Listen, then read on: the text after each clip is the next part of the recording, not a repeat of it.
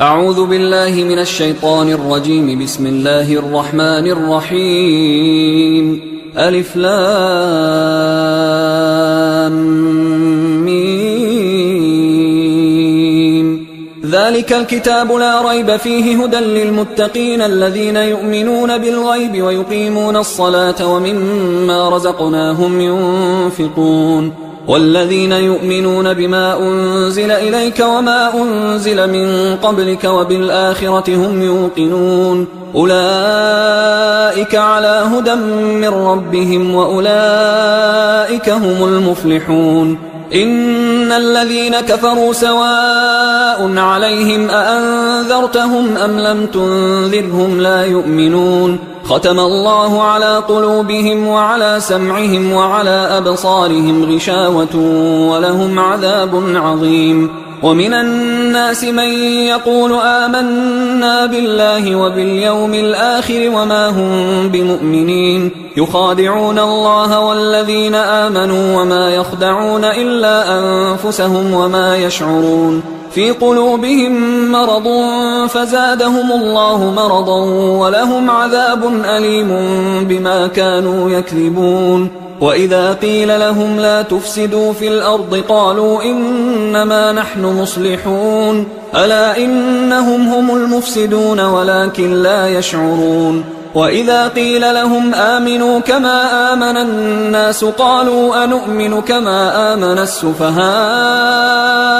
ألا إنهم هم السفهاء ولكن لا يعلمون. وإذا لقوا الذين آمنوا قالوا آمنا وإذا خلوا إلى شياطينهم قالوا إنا معكم إنما نحن مستهزئون الله يستهزئ بهم ويمدهم في طغيانهم يعمهون. أولئك الذين اشتروا الضلالة بالهدى فما ربحت تجارتهم وما كانوا مهتدين. مثلهم كمثل الذي استوقد نارا فلما أضاءت ما حوله ذهب الله بنورهم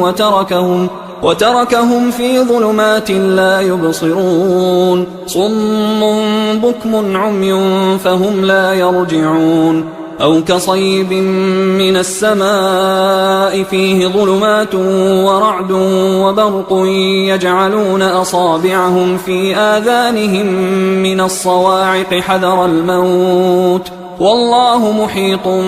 بالكافرين. يكاد البرق يخطف أبصارهم كلما أضاء لهم مشوا فيه وإذا أظلم عليهم قاموا ولو شاء الله لذهب بسمعهم وأبصارهم إن الله على كل شيء قدير. يا أيها الناس اعبدوا ربكم الذي خلقكم والذين من قبلكم لعلكم تتقون الذي جعل لكم الأرض فراشا والسماء بناء وأنزل من السماء ماء فأخرج به من الثمرات رزقا لكم فلا تجعلوا لله أندادا وأنتم تعلمون. وإن كنتم في ريب مما نزلنا على عبدنا فأتوا بسورة من مثله وادعوا شهداءكم من دون الله إن كنتم صادقين فإن لم تفعلوا ولن تفعلوا فاتقوا النار التي وقودها الناس والحجارة أعدت للكافرين. وبشر الذين آمنوا وعملوا الصالحات أن لهم جنات تجري من تحتها الأنهار كلما رزقوا منها من ثمرة رزقا قالوا هذا الذي رزقنا من قبل وأتوا به متشابها ولهم فيها أزواج مطهرة وهم فيها خالدون. إن الله لا يستحيي أن يضرب مثلا ما بعوضة فما فوقها فأما الذين آمنوا فيعلمون أنه الحق من ربهم وأما الذين كفروا فيقولون ماذا أراد الله بهذا مثلا يضل به كثيرا ويهدي به كثيرا وما يضل به إلا الفاسقين الذين ينقضون عهد الله من بعد ميثاقه ويقطعون ما أمر الله به أن يوصل ويفسدون في الأرض أولئك هم الخاسرون. كيف تكفرون بالله وكنتم أمواتا فأحياكم ثم يميتكم ثم يحييكم ثم إليه ترجعون. هو الذي خلق لكم ما في الأرض جميعا ثم استوى إلى السماء فسواهن 7 سماوات وهو بكل شيء عليم. وإذ قال ربك للملائكة إني جاعل في الأرض خليفة قالوا أتجعل فيها من يفسد فيها ويسفك الدماء ونحن نسبح بحمدك ونقدس لك قال إني أعلم ما لا تعلمون. وعلم آدم الأسماء كلها ثم عرضهم على الملائكة فقال أنبئوني بأسماء هؤلاء إن كنتم صادقين. قالوا سبحانك لا علم لنا إلا ما علمتنا إنك أنت العليم الحكيم. قال يا آدم أنبئهم بأسمائهم فلما أنبأهم بأسمائهم قال ألم أقل لكم إني أعلم غيب السماوات والأرض وأعلم ما تبدون وما كنتم تكتمون. وإذ قلنا للملائكة اسجدوا لآدم فسجدوا إلا إبليس أبى واستكبر وكان من الكافرين. وقلنا يا آدم اسكن أنت وزوجك الجنة وكلا منها رغدا حيث شئتما ولا تقربا هذه الشجرة فتكونا من الظالمين. فأزلهما الشيطان عنها فأخرجهما مما كانا فيه وقلنا اهبطوا بعضكم لبعض عدو ولكم في الأرض مستقر ومتاع إلى حين. فتلقى آدم من ربه كلمات فتاب عليه إنه هو التواب الرحيم. قلنا اهبطوا منها جميعا فإما يأتينكم مني هدى فمن تبع هداي فلا خوف عليهم ولا هم يحزنون. والذين كفروا وكذبوا بآياتنا أولئك أصحاب النار هم فيها خالدون. يا بني إسرائيل اذكروا نعمتي التي أنعمت عليكم وأوفوا بعهدي أوف بعهدكم وإياي فارهبون. وآمنوا بما أنزلت مصدقا لما معكم ولا تكونوا أول كافر به ولا تشتروا بآياتي ثمنا قليلا وإياي فاتقون. ولا تلبسوا الحق بالباطل وتكتموا الحق وأنتم تعلمون. وأقيموا الصلاة وآتوا الزكاة واركعوا مع الراكعين. أتأمرون الناس بالبر وتنسون أنفسكم وأنتم تتلون الكتاب أفلا تعقلون. واستعينوا بالصبر والصلاة وإنها لكبيرة إلا على الخاشعين الذين يظنون أنهم ملاقو ربهم وأنهم إليه راجعون. يا بني إسرائيل اذكروا نعمتي التي أنعمت عليكم وأني فضلتكم على العالمين. واتقوا يوما لا تجزي نفس عن نفس شيئا ولا يقبل منها شفاعة ولا يؤخذ منها عدل ولا هم ينصرون. وإذ نجيناكم من آل فرعون يسومونكم سوء العذاب يذبحون أبناءكم ويستحيون نساءكم وفي ذلكم بلاء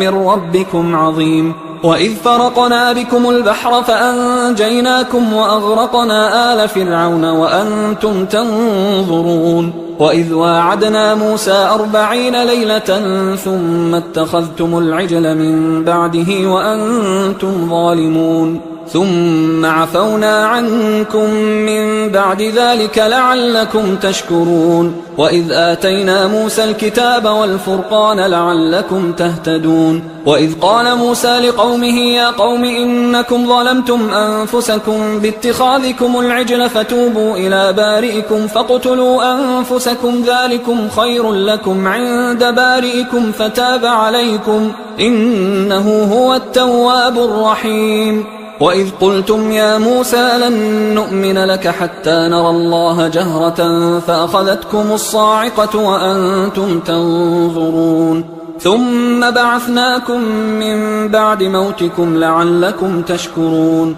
وظللنا عليكم الغمام وأنزلنا عليكم المن والسلوى كلوا من طيبات ما رزقناكم وما ظلمونا ولكن كانوا أنفسهم يظلمون وإذ قلنا ادخلوا هذه القرية فكلوا منها حيث شئتم رغدا وادخلوا الباب سجدا وقولوا حطة نغفر لكم خطاياكم وسنزيد المحسنين فبدل الذين ظلموا قولا غير الذي قيل لهم فأنزلنا على الذين ظلموا رجزا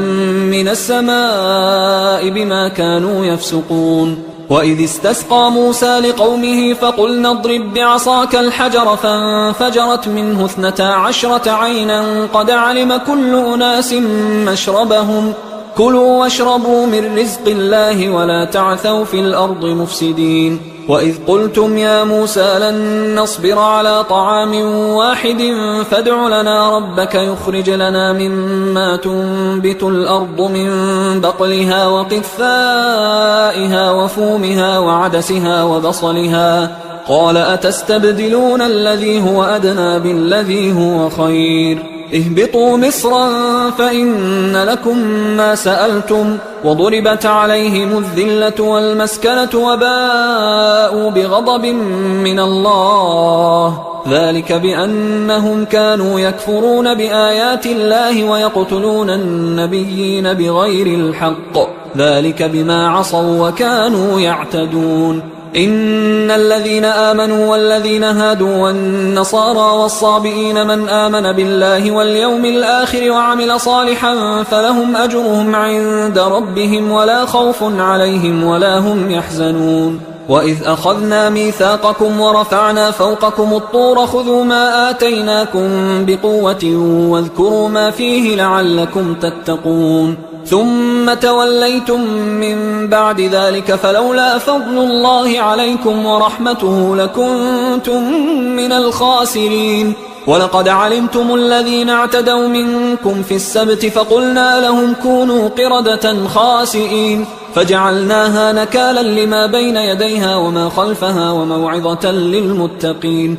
وإذ قال موسى لقومه إن الله يأمركم أن تذبحوا بقرة قالوا أتتخذنا هزوا قال أعوذ بالله أن أكون من الجاهلين قالوا ادع لنا ربك يبين لنا ما هي قال إنه يقول إنها بقرة لا فارض ولا بكر عوان بين ذلك فافعلوا ما تؤمرون قالوا ادع لنا ربك يبين لنا ما لونها قال إنه يقول إنها بقرة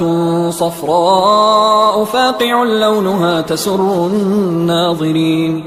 قالوا ادع لنا ربك يبين لنا ما هي إن البقرة شابه علينا وإنا إن شاء الله لمهتدون قال إنه يقول إنها بقرة لا ذلول تثير الأرض ولا تسقي الحرث مسلمة لا شية فيها قالوا الآن جئت بالحق فذبحوها وما كادوا يفعلون وإذ قتلتم نفسا فادارأتم فيها والله مخرج ما كنتم تكتمون فقلنا اضربوه ببعضها كذلك يحيي الله الموتى ويريكم آياته لعلكم تعقلون ثم قست قلوبكم من بعد ذلك فهي كالحجارة أو أشد قسوة وإن من الحجارة لما يتفجر منه الأنهار وإن منها لما يشقق فيخرج منه الماء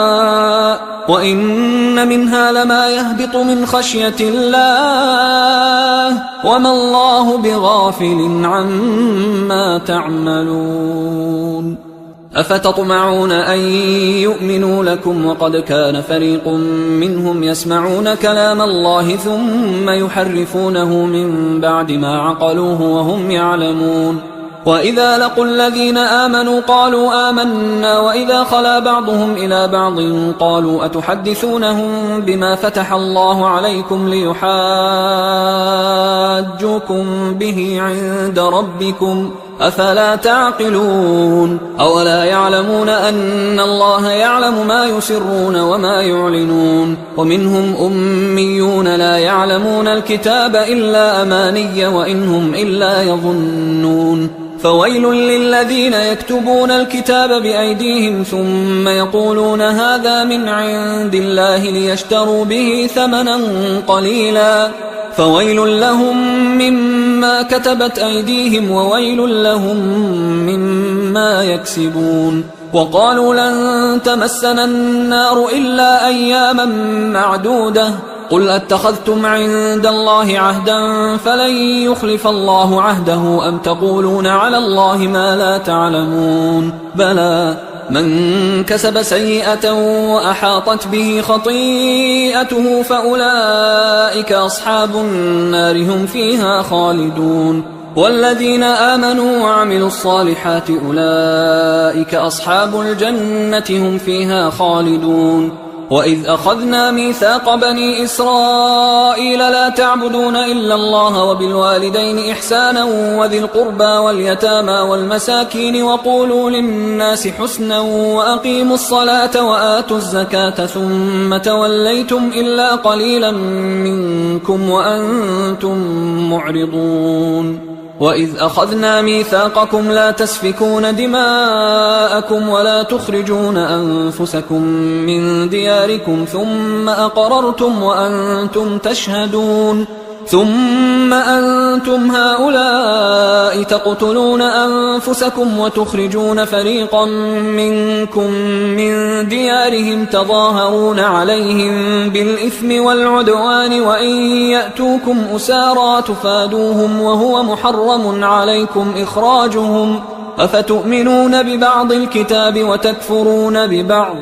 فما جزاء من يفعل ذلك منكم إلا خزي في الحياة الدنيا ويوم القيامة يردون إلى أشد العذاب وما الله بغافل عما تعملون أولئك الذين اشتروا الحياة الدنيا بالآخرة فلا يخفف عنهم العذاب ولا هم ينصرون ولقد آتينا موسى الكتاب وقفينا من بعده بالرسل وآتينا عيسى ابن مريم البينات وأيدناه بروح القدس أفكلما جاءكم رسول بما لا تهوى أنفسكم استكبرتم ففريقا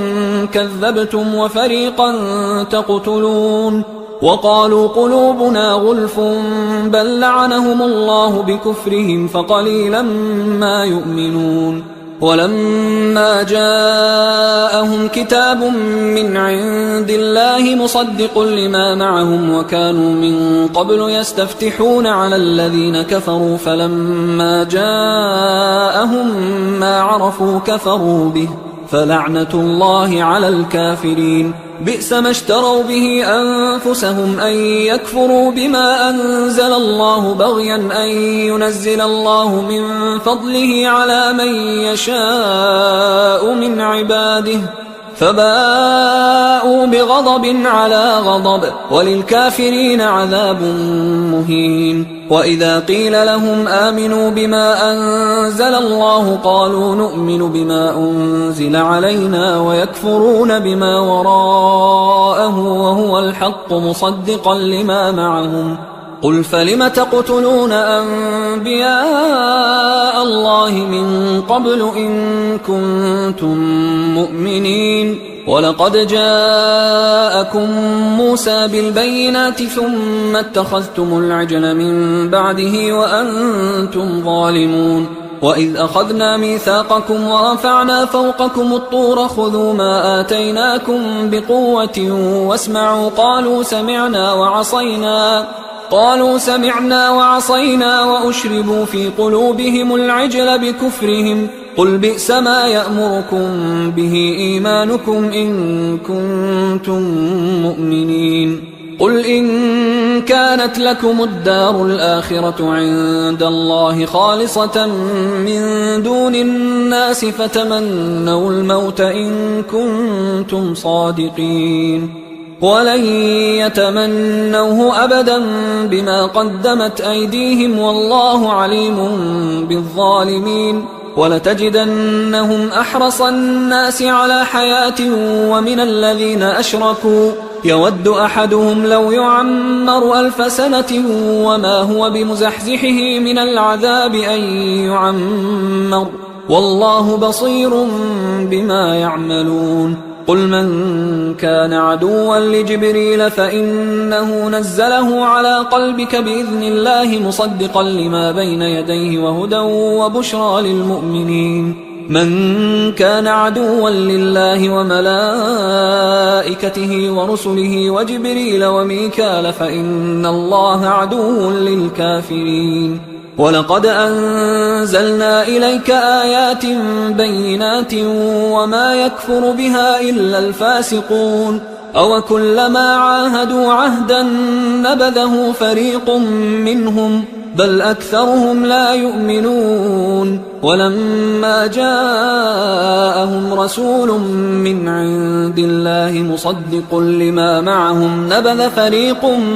من الذين أوتوا الكتاب كتاب الله وراء ظهورهم كأنهم لا يعلمون واتبعوا ما تتلو الشياطين على ملك سليمان وما كفر سليمان ولكن الشياطين كفروا يعلمون الناس السحر وما أنزل على الملكين ببابل هاروت وماروت وما يعلمان من أحد حتى يقولا إنما نحن فتنة فلا تكفر فيتعلمون منهما ما يفرقون به بين المرء وزوجه وما هم بضارين به من أحد إلا بإذن الله ويتعلمون ما يضرهم ولا ينفعهم ولقد علموا لمن اشتراه ما له في الآخرة من خلاق ولبئس ما شروا به أنفسهم لو كانوا يعلمون ولو أنهم آمنوا واتقوا لمثوبة من عند الله خير لو كانوا يعلمون يا أيها الذين آمنوا لا تقولوا راعنا وقولوا انظرنا واسمعوا وللكافرين عذاب أليم ما يود الذين كفروا من أهل الكتاب ولا المشركين أن ينزل عليكم من خير من ربكم والله يختص برحمته من يشاء والله ذو الفضل العظيم ما ننسخ من آية أو ننسها نأت بخير منها أو مثلها ألم تعلم أن الله على كل شيء قدير ألم تعلم أن الله له ملك السماوات والأرض وما لكم من دون الله من ولي ولا نصير أم تريدون أن تسألوا رسولكم كما سئل موسى من قبل ومن يتبدل الكفر بالإيمان فقد ضل سواء السبيل ود كثير من أهل الكتاب لو يردونكم من بعد إيمانكم كفارا حسدا من عند أنفسهم من بعد ما تبين لهم الحق فاعفوا واصفحوا حتى يأتي الله بأمره إن الله على كل شيء قدير وأقيموا الصلاة وآتوا الزكاة وما تقدموا لأنفسكم من خير تجدوه عند الله إن الله بما تعملون بصير. وقالوا لن يدخل الجنة إلا من كان هودا أو نصارى تلك أمانيهم قل هاتوا برهانكم إن كنتم صادقين بلى من أسلم وجهه لله وهو محسن فله أجره عند ربه ولا خوف عليهم ولا هم يحزنون. وقالت اليهود ليست النصارى على شيء وقالت النصارى ليست اليهود على شيء وهم يتلون الكتاب كذلك قال الذين لا يعلمون مثل قولهم فالله يحكم بينهم يوم القيامة فيما كانوا فيه يختلفون. ومن أظلم ممن منع مساجد الله أن يذكر فيها اسمه وسعى في خرابها أولئك ما كان لهم أن يدخلوها إلا خائفين لهم في الدنيا خزي ولهم في الآخرة عذاب عظيم. ولله المشرق والمغرب فأينما تولوا فثم وجه الله إن الله واسع عليم. وقالوا اتخذ الله ولدا سبحانه بل له ما في السماوات والأرض كل له قانتون بديع السماوات والأرض وإذا قضى أمرا فإنما يقول له كن فيكون. وقال الذين لا يعلمون لولا يكلمنا الله أو تأتينا آية كذلك قال الذين من قبلهم مثل قولهم تشابهت قلوبهم قد بينا الآيات لقوم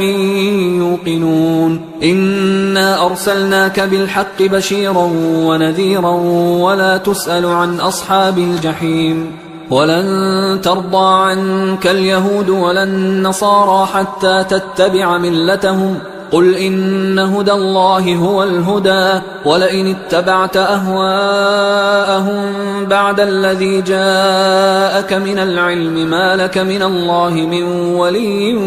ولا نصير. الذين آتيناهم الكتاب يتلونه حق تلاوته أولئك يؤمنون به ومن يكفر به فأولئك هم الخاسرون. يا بني إسرائيل اذكروا نعمتي التي أنعمت عليكم وأني فضلتكم على العالمين واتقوا يوما لا تجزي نفس عن نفس شيئا ولا يقبل منها عدل ولا تنفعها شفاعة ولا هم ينصرون. وإذ ابتلى إبراهيم ربه بكلمات فأتمهن قال إني جاعلك للناس إماما قال ومن ذريتي قال لا ينال عهد الظالمين. وإذ جعلنا البيت مثابة للناس وأمنا واتخذوا من مقام إبراهيم مصلى وعهدنا إلى إبراهيم وإسماعيل أن طهرا بيتي للطائفين والعاكفين والركع السجود. وإذ قال إبراهيم رب اجعل هذا بلدا آمنا وارزق أهله من الثمرات من آمن منهم بالله واليوم الآخر قال ومن كفر فأمتعه قليلا ثم أضطره إلى عذاب النار وبئس المصير. وإذ يرفع إبراهيم القواعد من البيت وإسماعيل ربنا تقبل منا إنك أنت السميع العليم ربنا وجعلنا مسلمين لك ومن ذريتنا أمة مسلمة لك وأرنا مناسكنا وتب علينا إنك أنت التواب الرحيم ربنا وابعث فيهم رسولا منهم يتلو عليهم آياتك ويعلمهم الكتاب والحكمة ويزكيهم إنك أنت العزيز الحكيم. ومن يرغب عن ملة إبراهيم إلا من سفه نفسه ولقد اصطفيناه في الدنيا وإنه في الآخرة لمن الصالحين. إذ قال له ربه أسلم قال أسلمت لرب العالمين. ووصى بها إبراهيم بنيه ويعقوب يا بني إن الله اصطفى لكم الدين فلا تموتن إلا وأنتم مسلمون. أم كنتم شهداء إذ حضر يعقوب الموت إذ قال لبنيه ما تعبدون من بعدي قالوا نعبد إلهك وإله آبائك إبراهيم وإسماعيل وإسحاق إلها واحدا ونحن له مسلمون. تلك أمة قد خلت لها ما كسبت ولكم ما كسبتم ولا تسألون عما كانوا يعملون. وقالوا كونوا هودا أو نصارى تهتدوا قل بل ملة إبراهيم حنيفا وما كان من المشركين. قولوا آمنا بالله وما أنزل إلينا وما أنزل إلى إبراهيم وإسماعيل وإسحاق ويعقوب والأسباط وما أوتي موسى وعيسى وما أوتي النبيون من ربهم لا نفرق بين أحد منهم ونحن له مسلمون. فإن آمنوا بمثل ما آمنتم به فقد اهتدوا وإن تولوا فإنما هم في شقاق فسيكفيكهم الله وهو السميع العليم. صبغة الله ومن أحسن من الله صبغة ونحن له عابدون. قل أتحاجوننا في الله وهو ربنا وربكم ولنا أعمالنا ولكم أعمالكم ونحن له مخلصون. أم تقولون إن إبراهيم وإسماعيل وإسحاق ويعقوب والأسباط كانوا هودا أو نصارى قل أأنتم أعلم أم الله ومن أظلم ممن كتم شهادة عنده من الله وما الله بغافل عما تعملون. تلك أمة قد خلت لها ما كسبت ولكم ما كسبتم ولا تسألون عما كانوا يعملون. سيقول السفهاء من الناس ما ولاهم عن قبلتهم التي كانوا عليها قل لله المشرق والمغرب يهدي من يشاء إلى صراط مستقيم. وكذلك جعلناكم أمة وسطا لتكونوا شهداء على الناس ويكون الرسول عليكم شهيدا. وما جعلنا القبلة التي كنت عليها إلا لنعلم من يتبع الرسول ممن ينقلب على عقبيه وإن كانت لكبيرة إلا على الذين هدى الله وما كان الله ليضيع إيمانكم إن الله بالناس لرؤوف رحيم. قد نرى تقلب وجهك في السماء فلنولينك قبلة ترضاها فول وجهك شطر المسجد الحرام وحيث ما كنتم فولوا وجوهكم شطره وإن الذين أوتوا الكتاب ليعلمون أنه الحق من ربهم وما الله بغافل عما يعملون. ولئن أتيت الذين أوتوا الكتاب بكل آية ما تبعوا قبلتك وما أنت بتابع قبلتهم وما بعضهم بتابع قبلة بعض ولئن اتبعت أهواءهم من بعد ما جاءك من العلم إنك إذا لمن الظالمين. الذين آتيناهم الكتاب يعرفونه كما يعرفون أبناءهم وإن فريقا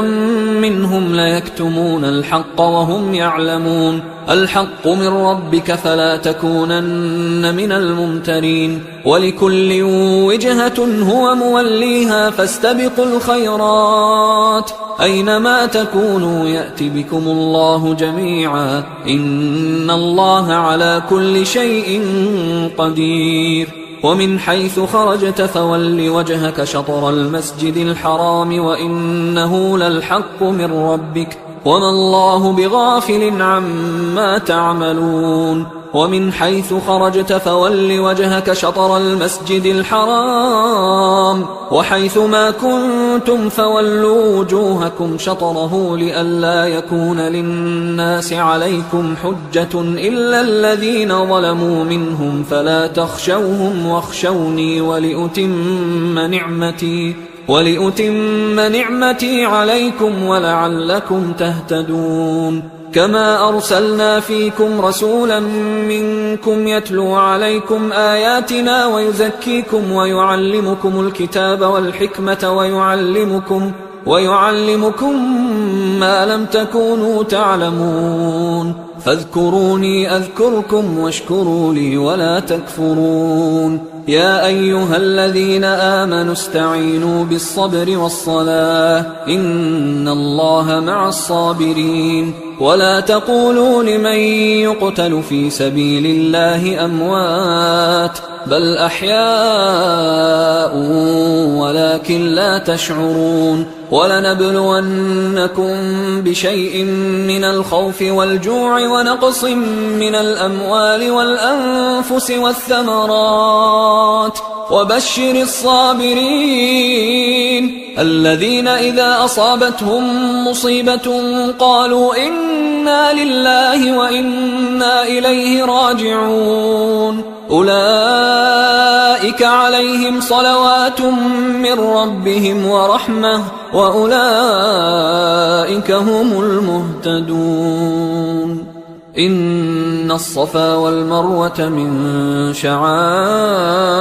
الله فمن حج البيت أو اعتمر فلا جناح عليه أن يطوف بهما ومن تطوع خيرا فإن الله شاكر عليم إن الذين يكتمون ما أنزلنا من البينات والهدى من بعد ما بيناه للناس في الكتاب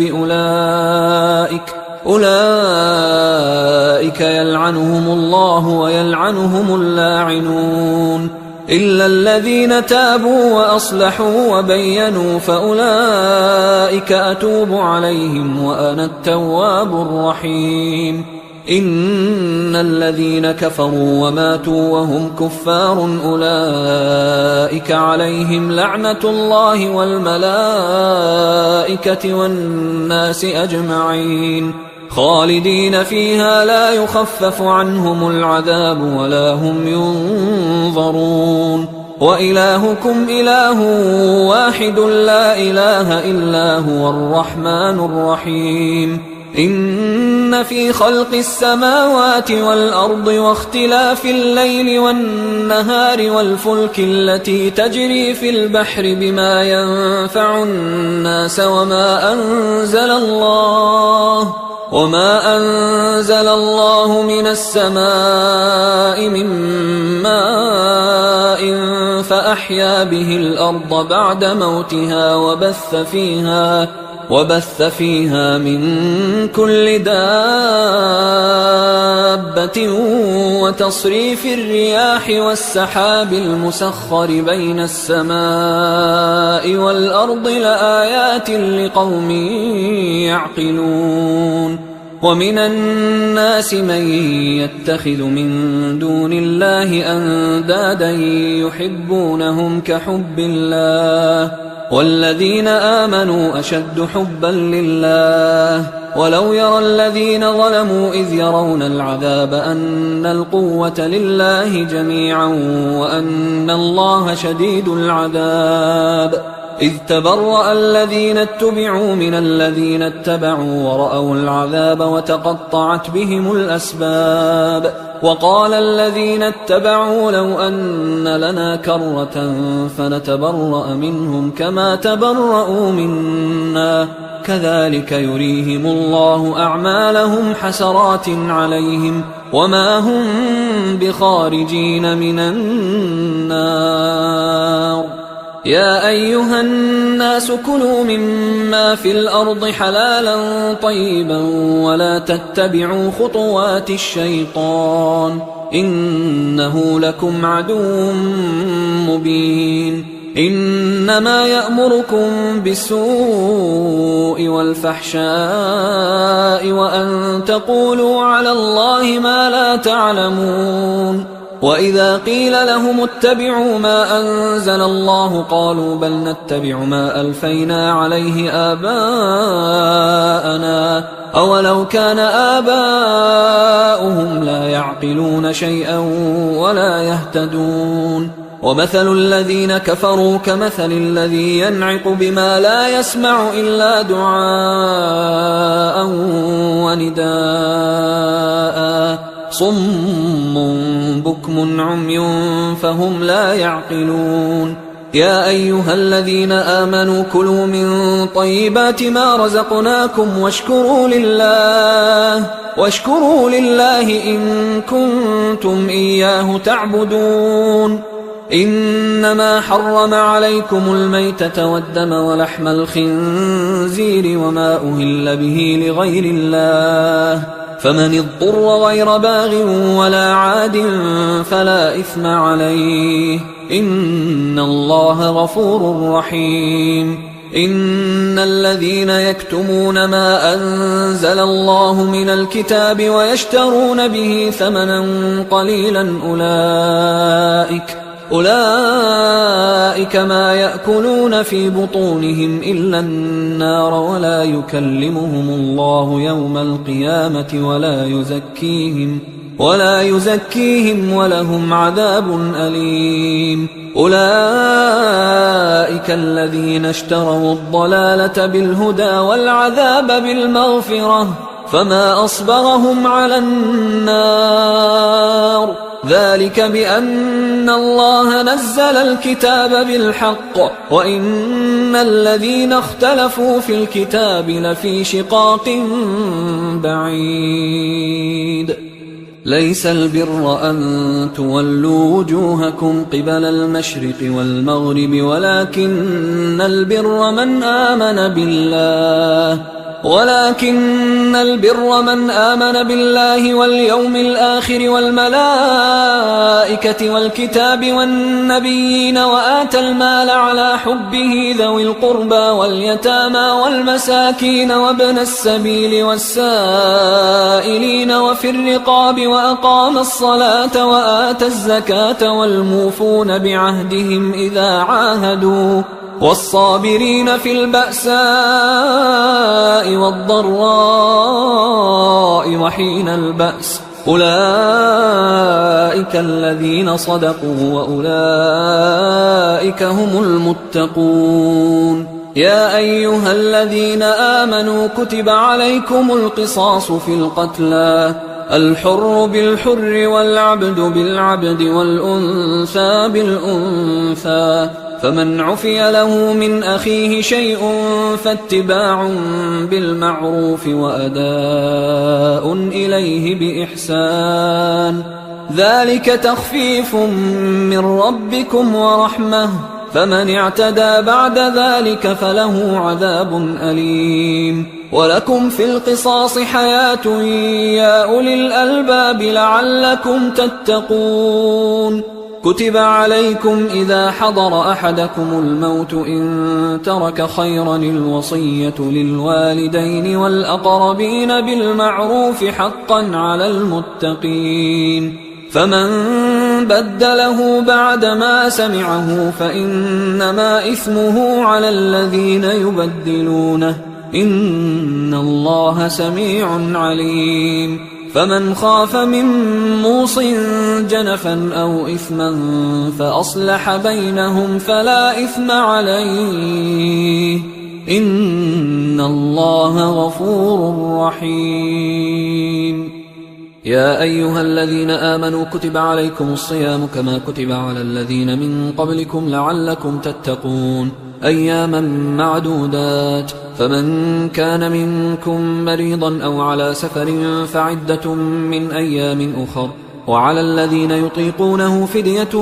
طعام مسكين، فمن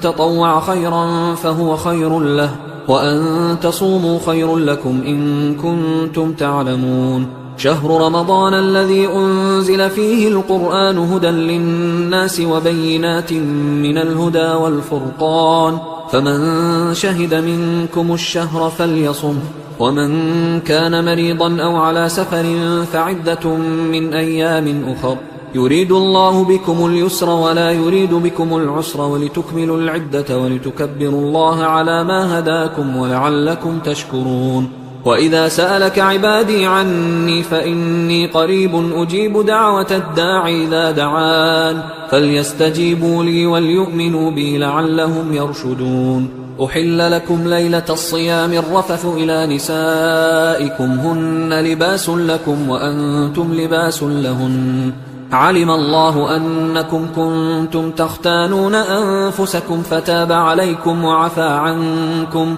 فالآن باشروهن وابتغوا ما كتب الله لكم، وكلوا واشربوا حتى يتبين لكم الخيط الأبيض من الخيط الأسود من الفجر، ثم أتموا الصيام إلى الليل، ولا تباشروهن وأنتم عاكفون في المساجد، تلك حدود الله فلا تقربوها، كذلك يبين الله آياته للناس لعلهم يتقون. ولا تأكلوا أموالكم بينكم بالباطل وتدلوا بها إلى الحكام لتأكلوا فريقا من أموال الناس بالإثم وأنتم تعلمون. يسألونك عن الأهلة قل هي مواقيت للناس والحج، وليس البر بأن تأتوا البيوت من ظهورها ولكن البر من اتقى، وأتوا البيوت من أبوابها واتقوا الله لعلكم تفلحون. وقاتلوا في سبيل الله الذين يقاتلونكم ولا تعتدوا إن الله لا يحب المعتدين. وقتلوهم حيث ثقفتموهم وأخرجوهم من حيث أخرجوكم والفتنة أشد من القتل، ولا تقاتلوهم عند المسجد الحرام حتى يقاتلوكم فيه، فإن قاتلوكم فاقتلوهم، كذلك جزاء الكافرين، فإن انتهوا فإن الله غفور رحيم. وقاتلوهم حتى لا تكون فتنة ويكون الدين لله، فإن انتهوا فلا عدوان إلا على الظالمين.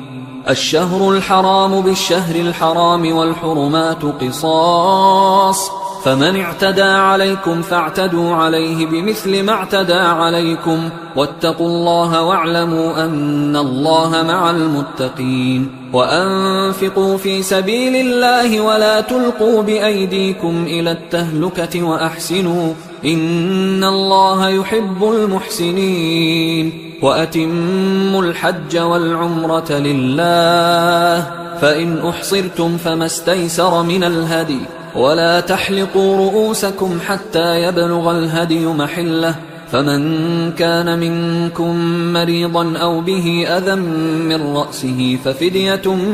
من صيام أو صدقة أو نسك، فإذا أمنتم فمن تمتع بالعمرة إلى الحج فما استيسر من الهدي، فمن لم يجد فصيام 3 أيام في الحج و7 إذا رجعتم، تلك 10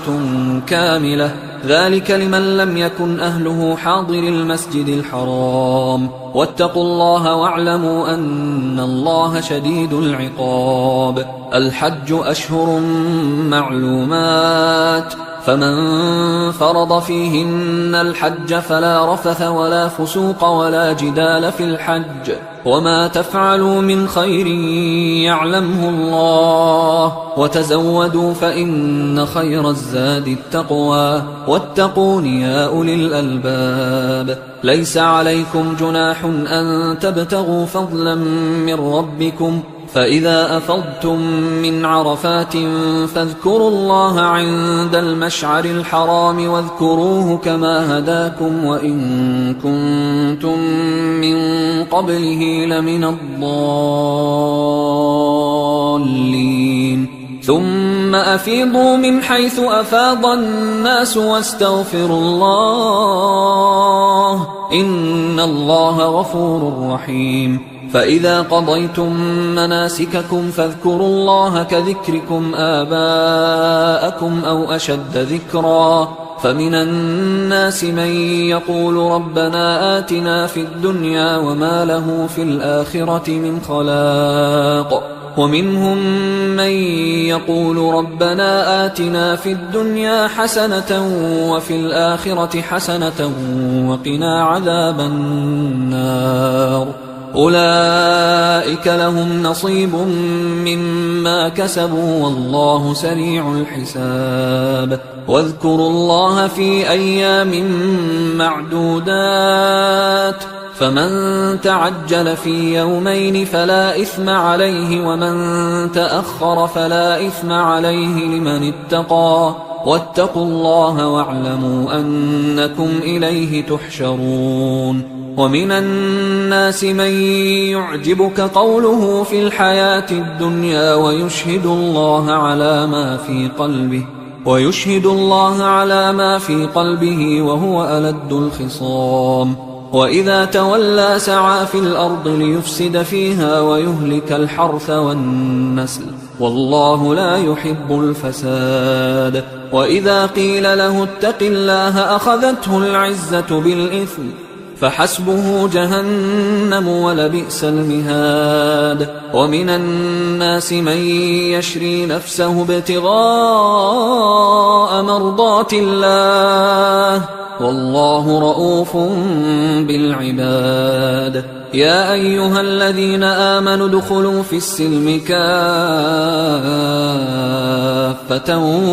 ولا تتبعوا خطوات الشيطان إنه لكم عدو مبين فإن زللتم من بعد ما جاءتكم البينات فاعلموا أن الله عزيز حكيم هل ينظرون إلا أن يأتيهم الله في ظلل من الغمام والملائكة وقضي الأمر وإلى الله ترجع الأمور سل بني إسرائيل كم آتيناهم من آية بينة ومن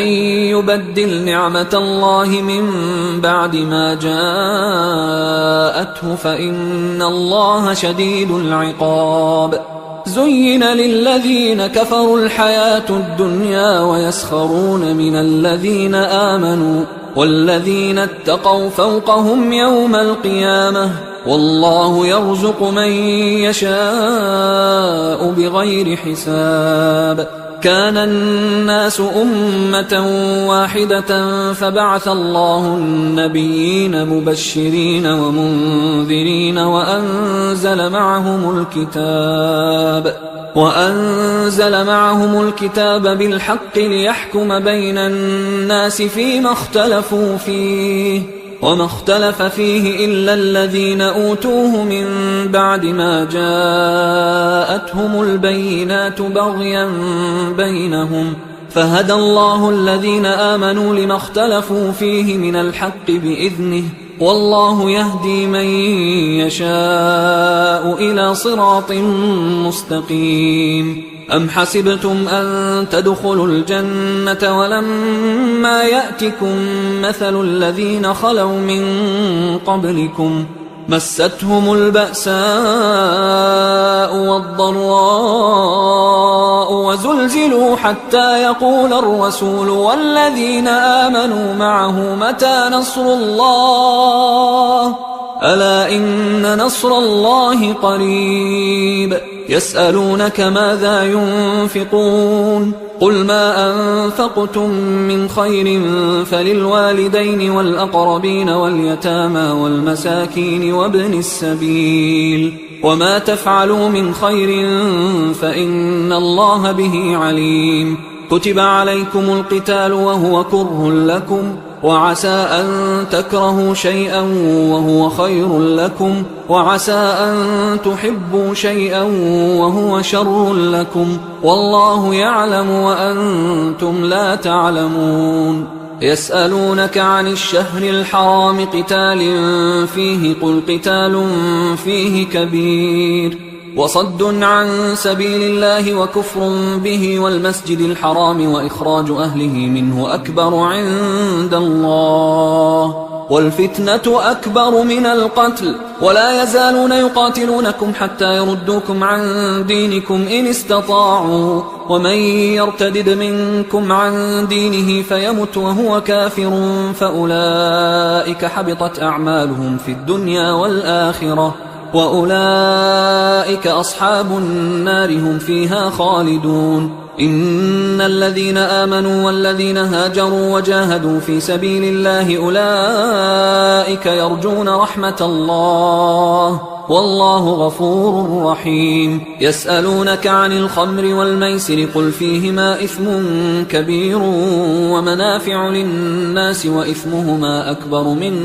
نفعهما ويسألونك ماذا ينفقون قل العفو كذلك يبين الله لكم الآيات لعلكم تتفكرون في الدنيا والآخرة ويسألونك عن اليتامى قل إصلاح لهم خير وإن تخالطوهم فإخوانكم والله يعلم المفسد من المصلح ولو شاء الله لأعنتكم إن الله عزيز حكيم ولا تنكحوا المشركات حتى يؤمنوا ولأمة مؤمنة خير من مشركة ولو أعجبتكم ولا تنكحوا المشركين حتى يؤمنوا ولعبد مؤمن خير من مشرك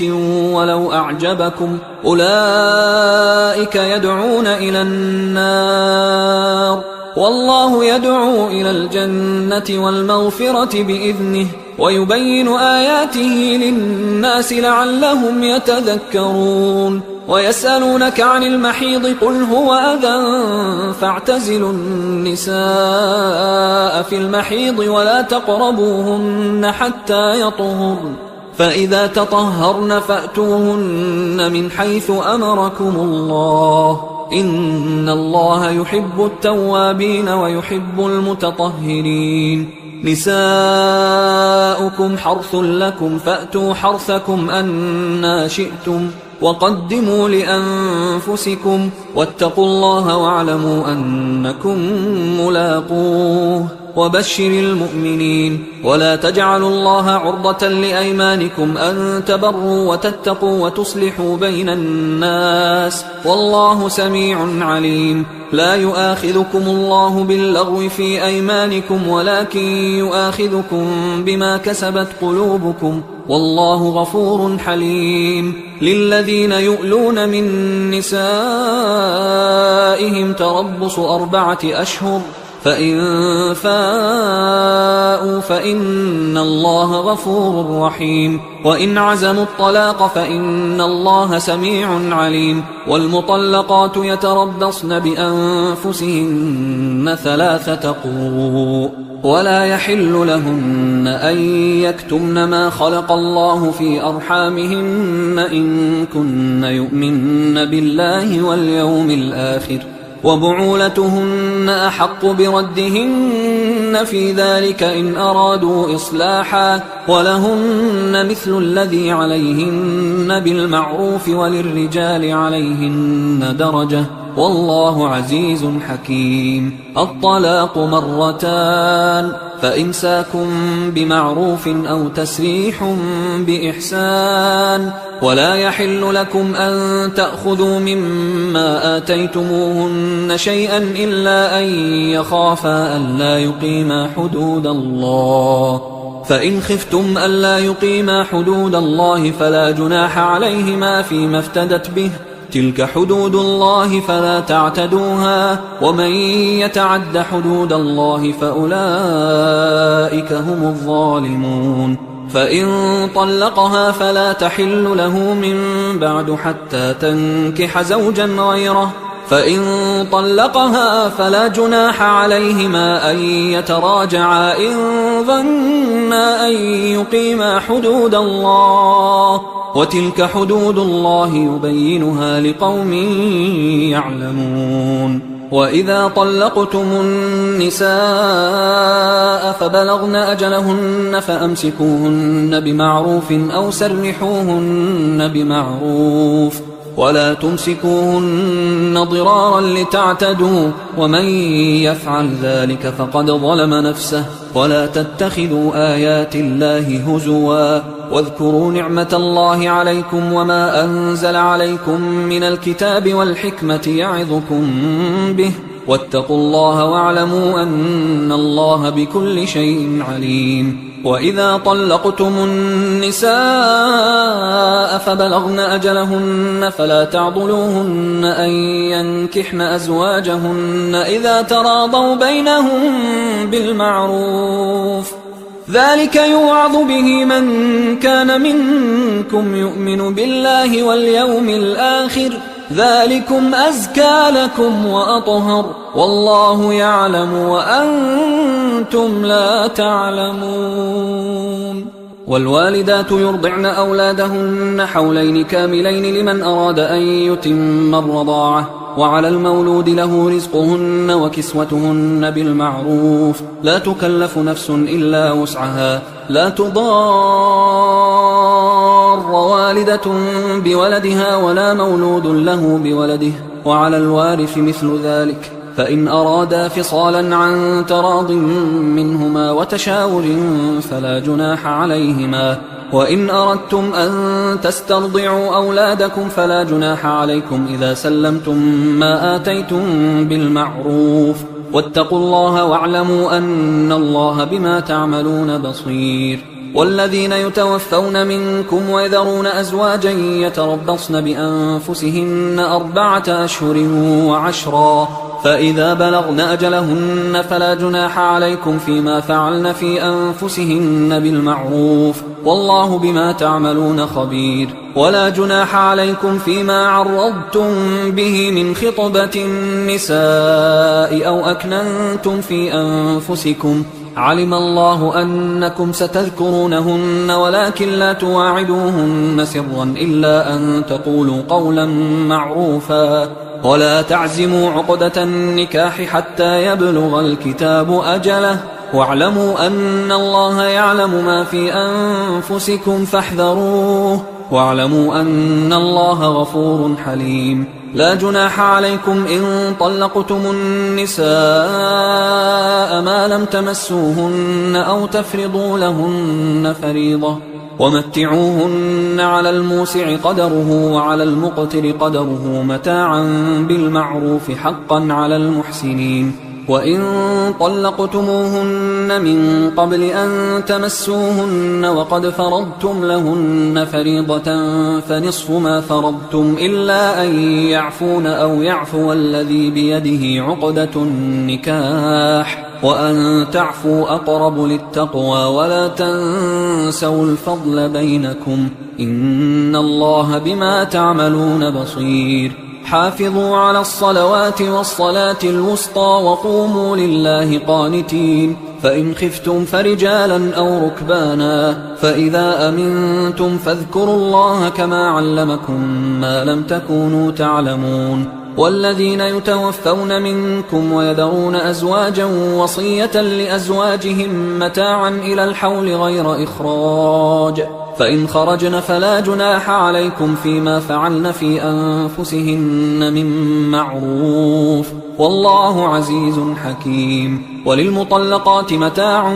بالمعروف حقا على المتقين، كذلك يبين الله لكم آياته لعلكم تعقلون. ألم تر إلى الذين خرجوا من ديارهم وهم ألوف حذر الموت فقال لهم الله موتوا ثم أحياهم، إن الله لذو فضل على الناس ولكن أكثر الناس لا يشكرون وقاتلوا في سبيل الله واعلموا أن الله سميع عليم من ذا الذي يقرض الله قرضا حسنا فيضاعفه له أضعافا كثيرة والله يقبض ويبسط وإليه ترجعون ألم تر إلى الملأ من بني إسرائيل من بعد موسى إذ قالوا لنبي له مبعث لنا ملكا نقاتل في سبيل الله قال هل عسيتم إن كتب عليكم القتال ألا تقاتلوا قالوا وما لنا ألا نقاتل في سبيل الله وقد أخرجنا من ديارنا وأبنائنا فلما كتب عليهم القتال تولوا إلا قليلا منهم والله عليم بالظالمين وقال لهم نبيهم إن الله قد بعث لكم طالوت ملكا قالوا أنى يكون له الملك علينا ونحن أحق بالملك منه ولم يؤت سعة من المال قال إن الله اصطفاه عليكم وزاده بسطة في العلم والجسم والله يؤتي ملكه من يشاء والله واسع عليم وقال لهم نبيهم إن آية ملكه أن يأتيكم التابوت فيه سكينة من ربكم وبقية مما ترك آل موسى وآل هارون تحمله الملائكة إن في ذلك لآية لكم إن كنتم مؤمنين فلما فصل طالوت بالجنود قال إن الله مبتليكم بنهر فمن شرب منه فليس مني ومن لم يطعمه فإنه مني إلا من اغترف غرفة بيده فشربوا منه إلا قليلا منهم فلما جاوزه هو والذين آمنوا معه قالوا لا طاقة لنا اليوم بجالوت وجنوده قال الذين يظنون أنهم ملاقوا الله كم من فئة قليلة غلبت فئة كثيرة بإذن الله والله مع الصابرين ولما برزوا لجالوت وجنوده قالوا ربنا أفرغ علينا صبرا وثبت أقدامنا وانصرنا على القوم الكافرين فهزموهم بإذن الله وقتل داود جالوت وآتاه الله الملك والحكمة وعلمه مما يشاء ولولا دفع الله الناس بعضهم ببعض لفسدت الأرض ولكن الله ذو فضل على العالمين تلك آيات الله نتلوها عليك بالحق وإنك لمن المرسلين تلك الرسل فضلنا بعضهم على بعض منهم من كلم الله ورفع بعضهم درجات وآتينا عيسى ابن مريم البينات وأيدناه بروح القدس ولو شاء الله ما اقتتل الذين من بعدهم من بعد ما جاءتهم البينات ولكن اختلفوا فمنهم من آمن ومنهم من كفر ولو شاء الله ما اقتتلوا ولكن الله يفعل ما يريد يا أيها الذين آمنوا أنفقوا مما رزقناكم من قبل أن يأتي يوم لا بيع فيه ولا خلة ولا شفاعة والكافرون هم الظالمون الله لا إله إلا هو الحي القيوم لا تأخذه سنة ولا نوم له ما في السماوات وما في الأرض من ذا الذي يشفع عنده إلا بإذنه يعلم ما بين أيديهم وما خلفهم ولا يحيطون بشيء من علمه إلا بما شاء وسع كرسيه السماوات والأرض ولا يؤوده حفظهما وهو العلي العظيم لا إكراه في الدين قد تبين الرشد من الغي فمن يكفر بالطاغوت ويؤمن بالله فقد استمسك بالعروة الوثقى لا انفصام لها والله سميع عليم الله ولي الذين آمنوا يخرجهم من الظلمات إلى النور والذين كفروا أولياؤهم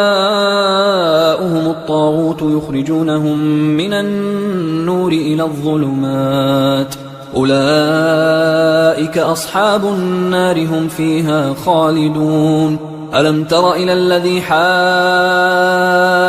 إبراهيم في ربه أن آتاه الله الملك إذ قال إبراهيم ربي الذي يحيي ويميت قال أنا أحيي وأميت. قال إبراهيم فإن الله يأتي بالشمس من المشرق فأت بها من المغرب فبهت الذي كفر والله لا يهدي القوم الظالمين. أو كالذي مر على قرية وهي خاوية على عروشها قال أنى يحيي هذه الله بعد موتها فأماته الله 100 عام ثم بعثه قال كم لبثت؟ قال لبثت يوما أو بعض يوم. قال بل لبثت 100 عام فانظر إلى طعامك وشرابك لم يتسنه وانظر إلى حمارك ولنجعلك آية للناس وانظر إلى العظام كيف ننشزها ثم نكسوها لحما فلما تبين له قال أعلم أن الله على كل شيء قدير. وإذ قال إبراهيم رب أرني كيف تحيي الموتى قال أولم تؤمن قال بلى ولكن ليطمئن قلبي قال فخذ 4 من الطير فصرهن إليك ثم اجعل على كل جبل منهن جزءا ثم ادعهن يأتينك سعيا واعلم أن الله عزيز حكيم. مثل الذين ينفقون أموالهم في سبيل الله كمثل حبة أنبتت 7 سنابل في كل سنبلة 100 حبة والله يضاعف لمن يشاء والله واسع عليم. الذين ينفقون أموالهم في سبيل الله ثم لا يتبعون ما أنفقوا منا ولا أذى لهم أجرهم عند ربهم ولا خوف عليهم ولا هم يحزنون. قول معروف ومغفرة خير من صدقة يتبعها أذى والله غني حليم. يا أيها الذين آمنوا لا تبطلوا صدقاتكم بالمن والأذى كالذي ينفق ماله رئاء الناس ولا يؤمن بالله واليوم الآخر فمثله كمثل صفوان عليه تراب فأصابه وابل فتركه صلدا لا يقدرون على شيء مما كسبوا والله لا يهدي القوم الكافرين. ومثل الذين ينفقون أموالهم ابتغاء مرضات الله وتثبيتا من أنفسهم كمثل جنة بربوة أصابها وابل فآتت أكلها ضعفين فإن لم يصبها وابل فطل والله بما تعملون بصير. أيود أحدكم أن تكون له جنة من نخيل وأعناب تجري من تحتها الأنهار له فيها من كل الثمرات وأصابه الكبر وله ذرية ضعفاء فأصابها إعصار فيه نار فاحترقت كذلك يبين الله لكم الآيات لعلكم تتفكرون. يا أيها الذين آمنوا أنفقوا من طيبات ما كسبتم ومما أخرجنا لكم من الأرض ولا تيمموا الخبيث منه تنفقون ولستم بآخذيه إلا أن تغمضوا فيه واعلموا أن الله غني حميد. الشيطان يعدكم الفقر ويأمركم بالفحشاء والله يعدكم مغفرة منه وفضلا والله واسع عليم. يؤتي الحكمة من يشاء ومن يؤت الحكمة فقد أوتي خيرا كثيرا وما يذكر إلا أولو الألباب. وما أنفقتم من نفقة أو نذرتم من نذر فإن الله يعلمه وما للظالمين من أنصار إن تبدوا الصدقات فنعما هي وإن تخفوها وتؤتوها الفقراء فهو خير لكم ويكفر عنكم من سيئاتكم والله بما تعملون خبير ليس عليك هداهم ولكن الله يهدي من يشاء وما تنفقوا من خير فلأنفسكم وما تنفقون إلا ابتغاء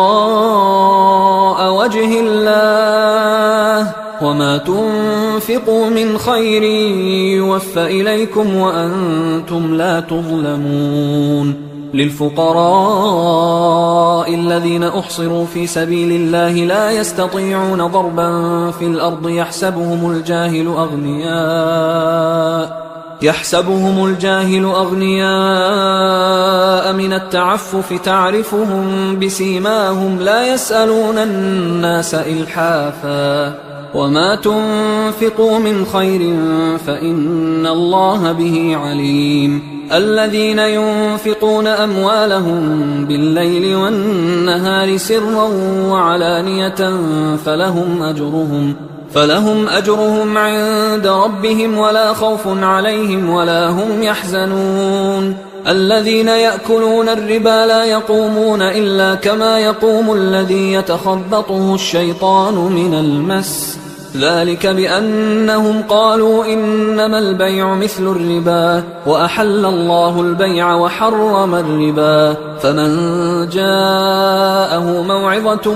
من ربه فانتهى فله ما سلف وأمره إلى الله ومن عاد فأولئك أصحاب النار هم فيها خالدون يمحق الله الربا ويربي الصدقات والله لا يحب كل كفار أثيم إن الذين آمنوا وعملوا الصالحات وأقاموا الصلاة وآتوا الزكاة لهم أجرهم عند ربهم ولا خوف عليهم ولا هم يحزنون يا أيها الذين آمنوا اتقوا الله وذروا ما بقي من الربا إن كنتم مؤمنين فإن لم تفعلوا فأذنوا بحرب من الله ورسوله وإن تبتم فلكم رؤوس أموالكم لا تظلمون ولا تظلمون وإن كان ذو عسرة فنظرة إلى ميسرة وأن تصدقوا خير لكم إن كنتم تعلمون واتقوا يوما ترجعون فيه إلى الله ثم توفى كل نفس ما كسبت وهم لا يظلمون يا أيها الذين آمنوا إذا تداينتم بدين إلى أجل مسمى فاكتبوه وليكتب بينكم كاتب بالعدل ولا يأب كاتب أن يكتب كما علمه الله فليكتب وليملل الذي عليه الحق وليتق الله ربه ولا يبخس منه شيئا فإن كان الذي عليه الحق سفيها أو ضعيفا أو لا يستطيع أن يمله فليملل وليه بالعدل واستشهدوا شهيدين من رجالكم فإن لم يكونا رجلين فرجل وامرأتان ممن ترضون من الشهداء أن تضل إحداهما فتذكر إحداهما الأخرى ولا يأبى الشهداء إذا ما دعوا ولا تسأموا أن تكتبوه صغيرا أو كبيرا إلى أجله ذلكم أقسط عند الله وأقوم للشهادة وأدنى أن لا ترتابوا إلا أن تكون تجارة حاضرة تديرونها بينكم فليس عليكم جناح ألا تكتبوها وأشهدوا إذا تبايعتم ولا يضار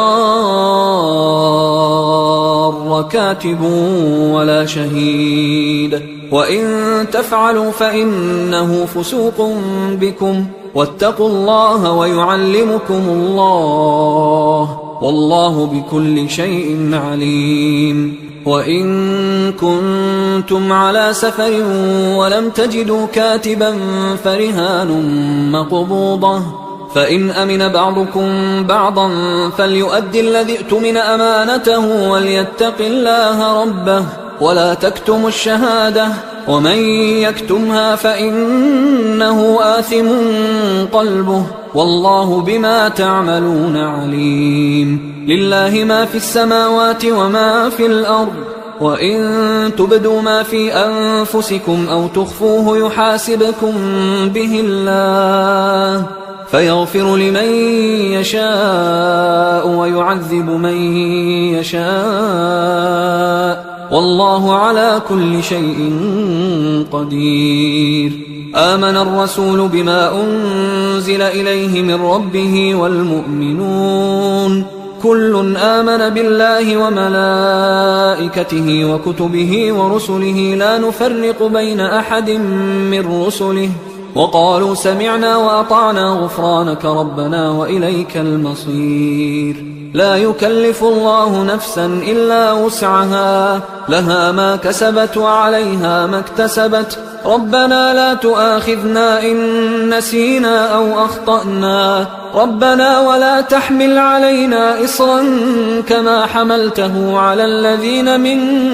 قبلنا، ربنا ولا تحملنا ما لا طاقة لنا به واعف عنا واغفر لنا وارحمنا أنت مولانا فانصرنا على القوم الكافرين. حصريا على قارئ القرآن.